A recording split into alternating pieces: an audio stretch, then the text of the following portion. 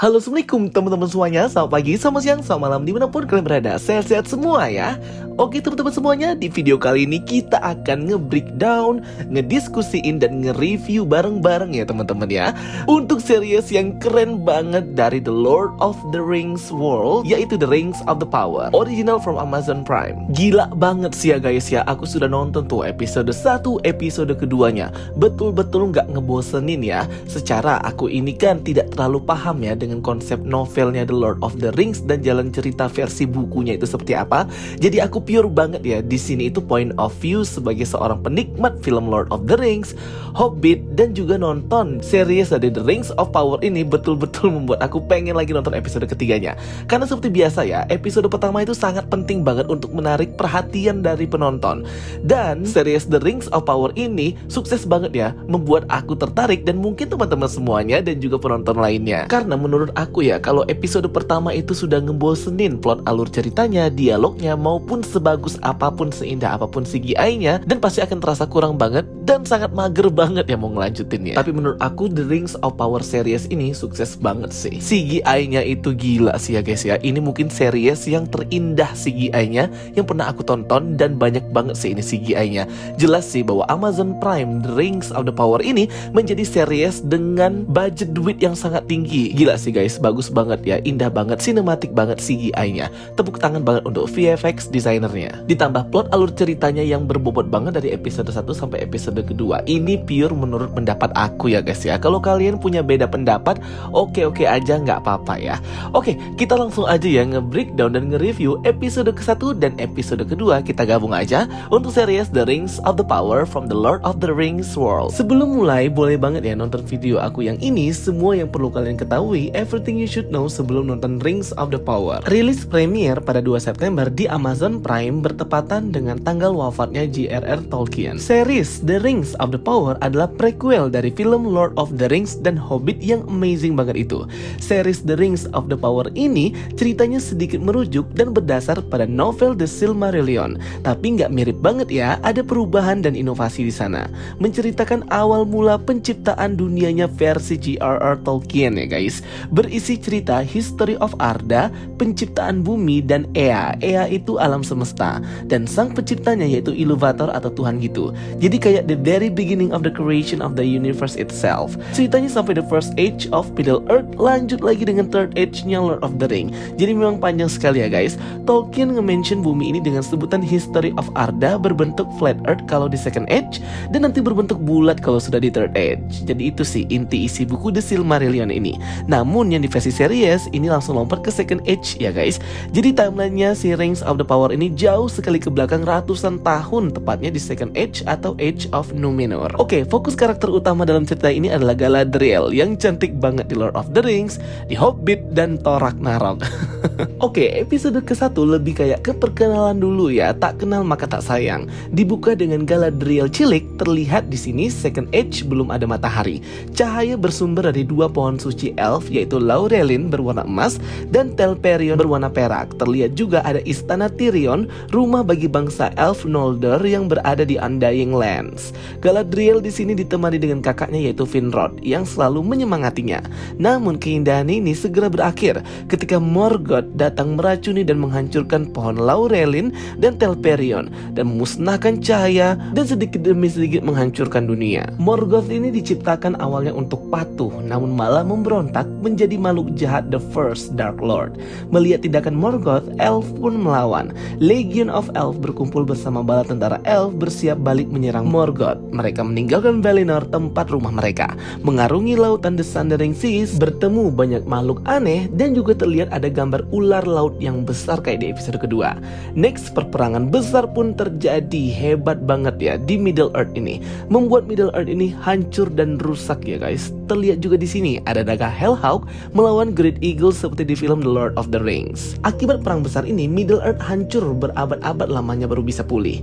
Morgoth berhasil dikalahkan, namun pasukan orknya itu sudah menyebar di Middle Earth yang dipimpin oleh kaki tangan setia Morgoth followers, pengikutnya Sauron. Sauron ini bagaikan bayangan Morgoth ya guys, selalu patuh dan mengikuti Morgoth. Finrod kakaknya Galadriel mati ketika hendak mencari dan membunuh Sauron.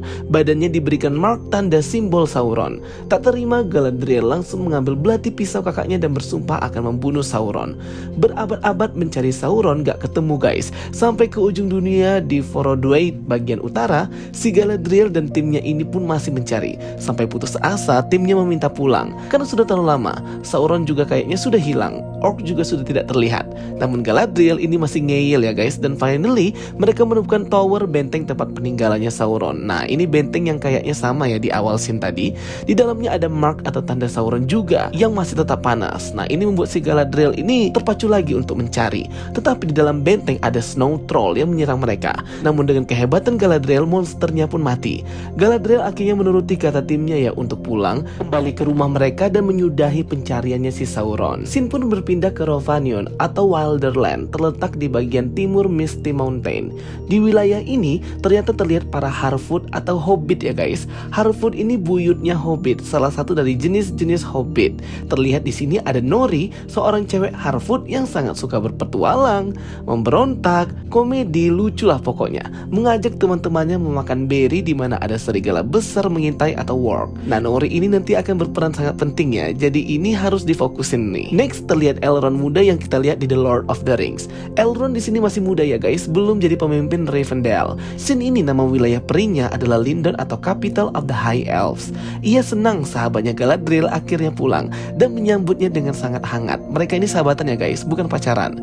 Galadriel masih yakin Sauron ada di luar sana dan dia hendak pergi lagi minta izin kepada raja. Masih tetap tak pantang menyerah ya si Galadriel ini. Namun Elrond mencoba menghentikan obsesi Galadriel. Galadriel juga di sini sedang bersiap-siap untuk penobatannya dan timnya untuk kembali ke Undying Land di Valinor. Jadi itu hadiah untuk pengabdian mereka. Jadi nanti mereka itu akan berlayar menggunakan kapal ya guys. Next terlihat jiwa petualang si Nori ini udah keluar ya guys. Sebagai seorang Harfoot, dia sangat penasaran dengan apa yang ada di luar sana, di balik gunung, sungai dan lain-lain. Ia menceritakan hal ini kepada ibunya. Emang ya jiwa-jiwa Harfoot ini selalu adventures, walaupun sifat asli nature mereka Hobbit atau Harfoot lebih suka berkelompok. Kembali ke Galadriel, di sini King Gil-galad memberikan penghargaan dan penghormatan kepada Galadriel dan pasukannya karena sudah menyisir seluruh wilayah untuk mencari Sauron. Namun tidak diketemukan dan masa perang pun berakhir. Terlihat wajah Galadriel masih tidak yakin akan hal itu. Sesuai tradisi, mereka akan dikirim ke Grey Havens melintasi lautan langsung menuju The Undying Lands Valinor. Sebelum berangkat ke Valinor, Galadriel ini masih ngomong ya sama si Elrond ini bahwa dia itu tidak yakin dan ingin banget mencari Sauron lagi. Dan itu sudah menjadi tugasnya dan sumpahnya kepada kakaknya Finrod. Terjadi perdebatan ya antara mereka berdua ini, di mana Elrond masih pengen si Galadriel ini melupakan Sauron. Scene berpindah ke Southlands atau The Lands of Men, wilayah tinggal para manusia. Terlihat dua elf masih berpatroli di sini karena emang belum ada pengumuman resmi untuk elf pergi, sehingga masih berada di wilayah ini untuk melindungi. Dua elf ini salah satunya bernama Arondir. Arondir memakai armor atau jubah dengan wajah pohon yang tua, pohon hidup yang kita lihat di Lord of the Ring atau N namanya.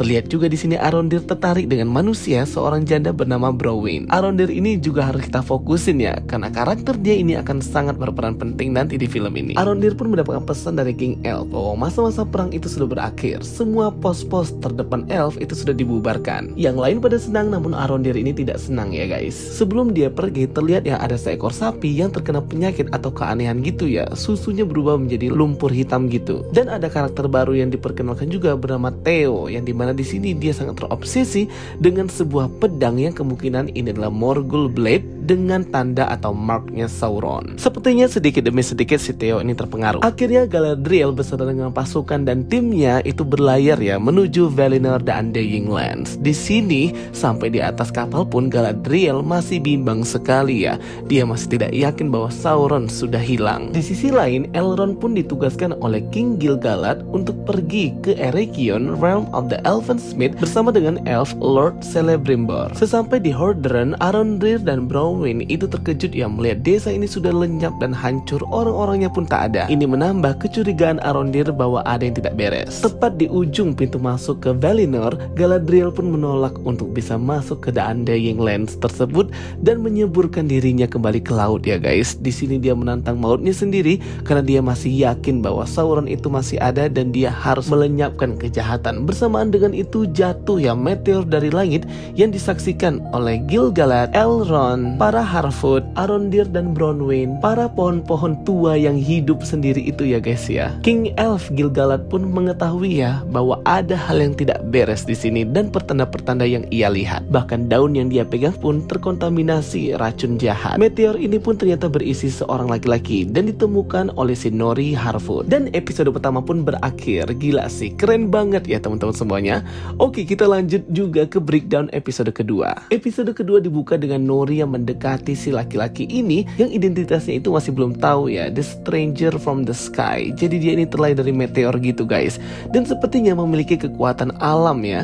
Dia bisa mengendalikan rumput, batu, bahkan api di sekitarnya. Pokoknya masih misterius banget ya karakter si laki-laki ini, tapi sepertinya memiliki kekuatan yang sangat hebat dan dahsyat. Terlihat di sini Nori hendak membantu laki-laki ini dengan membawanya ke tempat yang lebih aman. Dibantu dengan sahabat Nori, dia pun mendorong ya si kakek atau laki-laki tua ini ke tempat yang lebih aman gitu. Namun terjadi percekcokan antara mereka ini karena takut akan dimarahin oleh kelompok Harfoot mereka guys. Jadinya mereka kayak membangun pondok gitu di dekat hutan untuk menyelamatkan si laki-laki ini. Nori membantu dia karena Nori percaya bahwa ini mungkin adalah takdirnya. Ia mendarat di wilayah ini pasti ada pertandanya. Di Eregion, Realm of the Elven Smith adalah tempat di mana para elf itu menempa pedang dan senjata mereka ya, pandai besi. Terlihat ada Martil Fëanor menempa Silmaril, permata yang berisi cahaya Valinor. Elrond datang ke Eregion untuk dimintai tolong oleh Lord Celebrimbor menciptakan karyanya yang luar biasa, sebuah tower yang dapat menampung tungku peleburan sepanas lidah api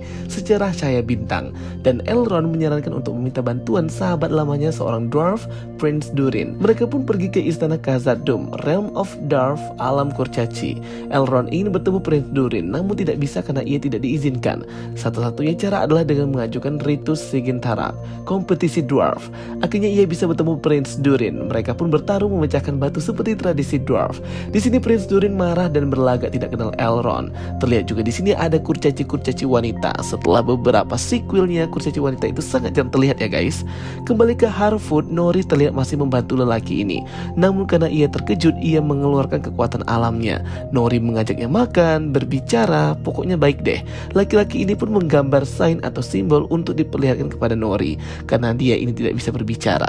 Di saat Nori masih fokus mengurus laki-laki ini, tanpa sadar ia tidak membantu ayahnya pada siang itu, membuat sang ayah kecelakaan dan kakinya keseleo dengan sangat keras. Pindah ke Sin Galadriel, di lautan ia hendak berenang menuju daratan. Dengan belati kakaknya dan kekuatan yang tersisa dari badannya, ia terus berenang hingga bertemu orang-orang yang terombang-ambing juga di lautan. Mereka dikejar monster raksasa ular naga laut yang terus menyerang mereka, membunuh semua orang-orang yang selamat, dan akhirnya yang selamat hanya Galadriel dan teman prianya ini. Di Khazad-dûm, Elrond mengaku kalah dalam pertandingan dengan Prince Durin. Dalam perjalanan di lift hendak keluar, mereka berdua seperti sedang cekcok.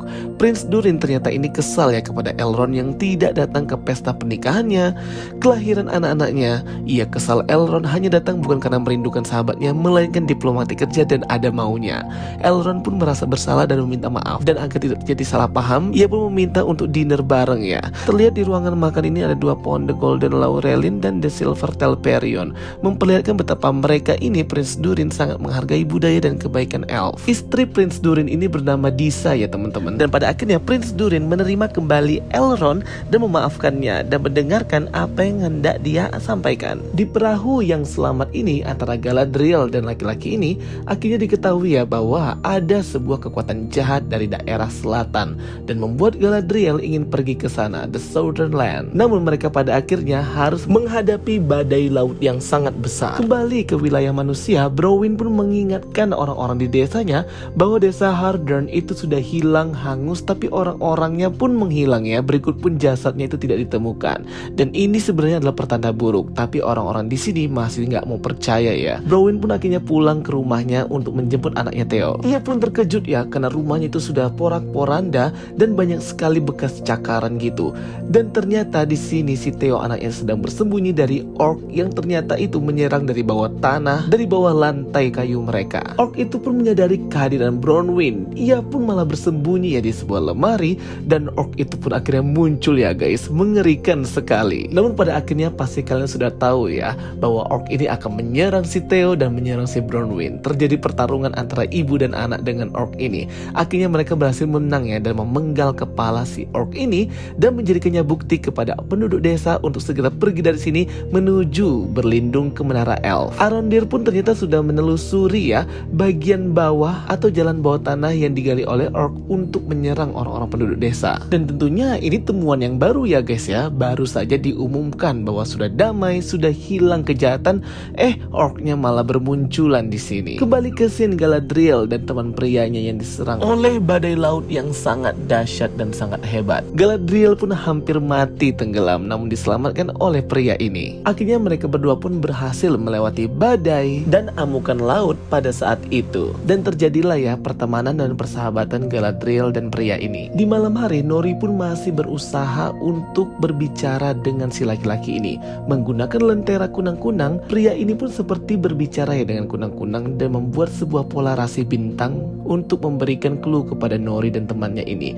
Namun pada akhirnya kekuatannya habis dan si kunang-kunang ini pun mati ya, membuat mereka berdua terkejut. Prince Durin pun bertemu dengan ayahnya King of Dwarf dan King of Khazad-dûm ya teman-teman. Jadi memang di sini si Prince Durin belum mengambil alih karena dia masih pangeran. Dan memperingatkan tentang elf juga Elrond gitu ya teman-teman ya. Pada akhirnya dwarf atau kurcaci ini masihlah ya orang itu tidak percayaan gitu. Dan mereka berdua membuka sebuah peti yang berisi sebuah benda yang bercahaya terang gitu ya teman-teman. Mungkin kayak kristal. Mungkin ini kristal yang sama yang kita lihat di film Hobbit. Next scene terlihat ya orang-orang di desa di Southernland itu sudah mulai mengungsi dari sini agar tidak diserang oleh orc lagi menuju ke benteng pertahanannya elf. Theo di sini pun masih sangat terobsesi ya dengan pedangnya si Sauron itu ya. Bahkan darahnya bekas pertarungan dengan orc itu diserap oleh si pedang Sauron ini, membuat pedangnya ini seperti lama-kelamaan yang tadinya pendek menjadi panjang dan bercahaya merah api serta memiliki asap hitam gitu guys. Dan si Theo ini selalu membawa pedang Sauron ini. Aku nggak ngerti nih kenapa dia bisa menemukannya, tapi ini mungkin ada koneksinya dengan ayahnya si Theo ya guys. Dan aku yakin banget pedangnya Sauron ini nantinya akan berperan sangat penting juga. Next terlihat si Galadriel dan temannya ini ditemukan oleh seorang lord yang berada di kapal yang lebih besar dan akhirnya mereka ini selamat. And episode kedua pun berakhir ya untuk series The Rings of Power. Wow, pokoknya gila banget ya guys untuk very first 2 episode dari The Rings of Power ini. Menjanjikan banget, plot dan alurnya aku suka banget walaupun ada ketidakmiripan ya dengan versi novelnya The Silmarillion yang memang katanya itu terbentrok dengan kaitan hak cipta gitu guys. Jadinya banyak juga sih ya fans Lord of the Rings yang khususnya pembaca novel itu kecewa banget ya. Tapi ya mau gimana lagi ya, karena kan ini adalah hak cipta gitu ya. Kalau dilanggar nanti akan melawan hukum gitu guys. Dan juga aku mau nge-highlight ya karakternya Galadriel muda ini. Kalau yang versi sebelumnya kan itu Galadrielnya sudah tua guys. Jadi memang semangatnya si Galadriel muda ini memang masih sangat mengebu-ngebu ya. Egoisnya masih tinggi banget, tergesa-gesanya juga sangat masih tinggi banget. Pokoknya beda deh dengan Galadriel yang anggun banget. Di sini dia diperlihatkan dan digambarkan sebagai warrior banget ya.